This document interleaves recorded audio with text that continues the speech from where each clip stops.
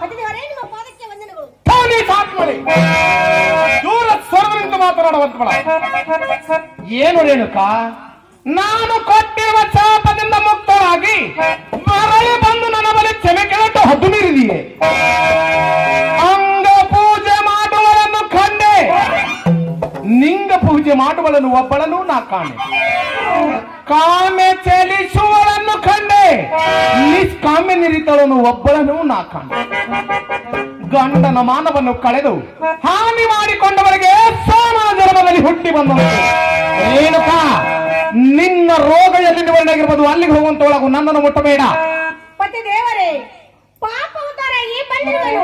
ತಾವು ಬಂದ್ರೆ ನಾನಿಲ್ಲ ಹೋಗಲಿ ಸ್ವಾಮಿ, ತಾವು ಹೇಗಂದ್ರೆ ನಾನಿಲ್ಲ ಹೋಗಲಿ. ನನ್ನ ಅಪರಾಧ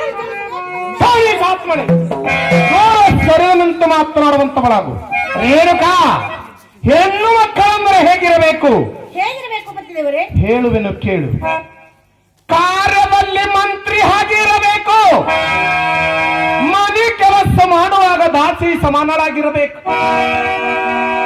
ಊಟ ಮಾಡಿಸುವಾಗ ತಾಯಿಯಂತೆ ಇರಬೇಕು, ಪ್ರೇಮದಲ್ಲಿ ಗಂಡ ನಿಶ್ಚೆಯಂತೆ ಇರಬೇಕು, ಸಮಯ ಬಂದಾಗ ಧೈರ್ಯಶಾಲಿಯಾಗಿರಬೇಕು. ಇಂಥ ಹೆಣ್ಣು ಮಕ್ಕಳಿದ್ದೂರು ಕೈಲಾಸವಾಗುವುದು ನೀಚಾತ್ಮಳೆ. ರೇಣುಕಾ, ನಿನ್ನ ರೋಗ ಎಲ್ಲಿ ನಿವಾರಣೆಗಿರ್ಬೋದು, ಅಲ್ಲಿಗೆ ಹೋಗುವಂತವಳಗು ನನ್ನನ್ನು ಮುಟ್ಟಬೇಡ. ಪತಿ ದೇವರೇ, ಚಿತ್ತವು ಚಂಚಲವಾಗಿ ಕತ್ತಲ ಭ್ರಮೆಯಾಗಿ ಪತಿ ಇತಿ ಮಿತಿಗಳನ್ನು ಮರೆತು ಮೋಹ ಪಾಸಿಗೆ ನಾಚಿದೆ. ಈ ಶಿವನಾಮ ಸಮರ್ಥ ಮರೆತು ಹೋಯ್ತು. ಅಗ್ನಿ ಸಾಕ್ಷಿಯಾಗಿ ನೀವು ನನ್ನ ಕೈ ಹಿಡಿದು ಅದೇ ಅಗ್ನಿ ಜ್ವಾಲೆಯಲ್ಲಿ ನನ್ನನ್ನು ನೋಟಿದಂತೆ ಮಾಡಬೇಡಿ ಸ್ವಾಮಿ. ನನ್ನ ದೂರ ಸರವಿಂತ ಮಾತನಾಡುವಂತವಳಾಗು ರೇಣುಕಾ. ಕೊತ್ತಲ ನೋಳು ಹುಟ್ಟಿ ಕಡಿಗಾಗಲಿಲ್ಲ ಗುರು ಬೆಟ್ಟಿ, ಮಾಯ ಮಾಡು ನಿನಗೆ ಬೆನ್ನಟ್ಟಿ ಬರುವಾಗ ನೀ ಯಾರಿಗಾಗಿ ಬೆಟ್ಟಿ? ಎದ್ದು ಬರತಿ ನಂದಿದ್ದ ಸೃಷ್ಟಿ, ಪತಿ ಪಾದ ಮುಟ್ಟಿ ಶಿವಶರಣರಿಗೆ ಮೋಸ ಮಾಡಿಬಿಟ್ಟಿ ನೀ ಚಾಪನೆ.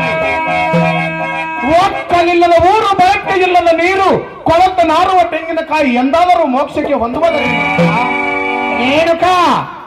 ಅಗ್ನಿ ಇಲ್ಲದ ಸಾರಿ ಪುರುಷನ ಮಾತು ಕೇಳದ ನಾರಿ. ಈ ಜಗತ್ತಿನ ಮೇಲೆ ತಿರುಗುವಂತ ಹೆಣ್ಣು ಮಕ್ಕಳಿಗೆ ಈ ಭೂಮಿಯ ಮೇಲೆ ಸ್ಥಾನವಿಲ್ಲ. ರೇಣುಕಾ, ನಿನ್ನ ರೋಗ ಎಲ್ಲಿ ನಿವಾರಣೆಯಾಗಿರುವುದು, ಅಲ್ಲಿ ಹೋಗುವಂತೊಳಗು ನನ್ನನ್ನು ಮುಟ್ಟಬೇಡ. ಪತಿ ದೇವರೇ, ಈ ಶರೀರ ರೂಪ ರಥಕ್ಕೆ ಇಂದ್ರಿಗಳೇ ಕುದುರೆಗಳು, ಆತ್ಮವೇ ರಸಿಕನು, ಮನ ಎಂಬವೇ ಲಗಾಮ. ಹೀಗೆ ಇಂದ್ರಿಯ ಕುದುರೆಗಳು ಸನ್ಮಾರ್ಗದಲ್ಲಿ ಹೋದರೆ ಮೋಕ್ಷ ಆಗುವುದು ಎಂತು. ನೀವು ನನಗೆ ಅರಣ್ಯದಲ್ಲಿ ಗಡ್ಡೆ ಕೆಲಸ ನೀರನ್ನು ತರುವಾಗ ಆ ವಿಷಯನ ಮರೆತು ಚಿತ್ತವು ಚಂಚಲ, ಅದಕ್ಕೆ ನಾನು ಅಪರಾಧಿಯಾಗಿದ್ದೇನೆ. ನನ್ನ ಅಪರಾಧ ಸರ್ವನಂತ ಮಾತನಾಡುವಂತವರಾಗು ರೇಣುಕಾ. ಗಂಡನ ಮೇಲೆ ಸ್ನೇಹ ಇಲ್ಲದ ನಿನ್ನಂತ ಹೆಂಡತಿ ಇದ್ದರೇನು ಫಲ? ನಿಂಗ ಮೇಲೆ ನಿಷ್ಠೆ ಇಲ್ಲದ ಭಕ್ತರಿದ್ದರೇನು ಫಲ? ಶಿವ ಶಿವ ಇದ್ದರೇನು ಸತ್ತರೇನು? ರೇಣುಕಾ, ಕಿರಿಯದೊಂದು ಪಾಪವ ಮಾಡಿ ಹರಿಯುವ ಗಂಗೆಯೋಳು ಮುನುಮುನಿಗೆತ್ತು ಹರಿದು ಹೋಯಿತು ನನ್ನ ಪಾಪ ಎನ್ನಬೇಡ.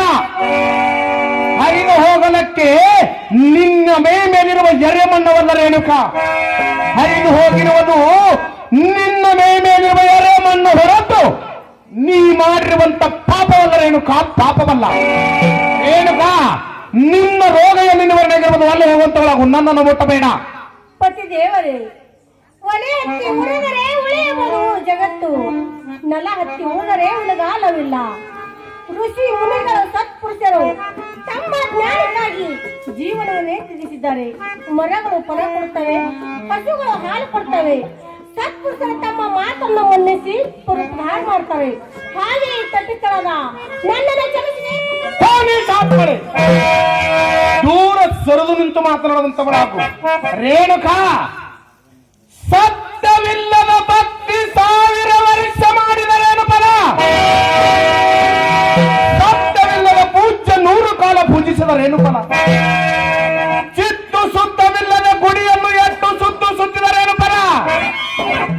ಎತ್ತು ಗಾಂಡವನ್ನು 10 ದಿನ ದಿನನಿತ್ಯ ಪ್ರದಕ್ಷಿಣೆ ಹಾಕಿದರೆ ಏನು ಫಲ? ಸತ್ಯ ನುಡಿಯುವುದೇ ಶೀಲ, ಸಜ್ಜನರ ಸದಾಚಾರದಲ್ಲಿ ವರ್ತಿಸುವುದೇ ಶೀಲ. ಸತ್ಯ ನುಡಿಯುವ ಹೆಣ್ಣಿಗೆ ಅತ್ತ ಅರಿಯದ ಶೀಲ ನಿಜಾಗ್ತದೆ. ರೇಣುಕಾ, ನಿನ್ನ ರೋಗ ಎಲ್ಲಿ ಬಂದಾಗಿರ್ಬೋದು, ಅಲ್ಲಿಗೆ ಹೋಗುವಂತವಳಾಗು, ನನ್ನನ್ನು ಮುಟ್ಟಬೇಡ. ಪತಿ ದೇವರೇ, ಹಾಲು ಕೆಟ್ಟು ಮಧುರವಾಯಿತು, ಮಧುರ ಕೆಟ್ಟು ಬೆಣ್ಣೆಯಾಯಿತು. ಆ ಬೆಣ್ಣಿಗೆ ಅಗ್ನಿ ಸಂಸ್ಕಾರ ಕೊಟ್ಟರೆ ತುಪ್ಪವಾಯಿತು. ಹಾಗೆ ನೀವು ನನಗೆ ಸಂಸ್ಕಾರ ಕೊಟ್ಟು ನನ್ನ ಅಪರಾಧ ಕ್ಷಮಿಸಬೇಕು. ಹೋಗಿ ಸಾತ್ ಮಾಡಿ ಮಾತನಾಡುವಂತವಳಾಗು. ರೇಣುಕಾ, ಉಪ್ಪಿ ಕೊಪ್ಪಿನ ಕಪ್ಪನ್ನು ಕತ್ತರಿಸಿ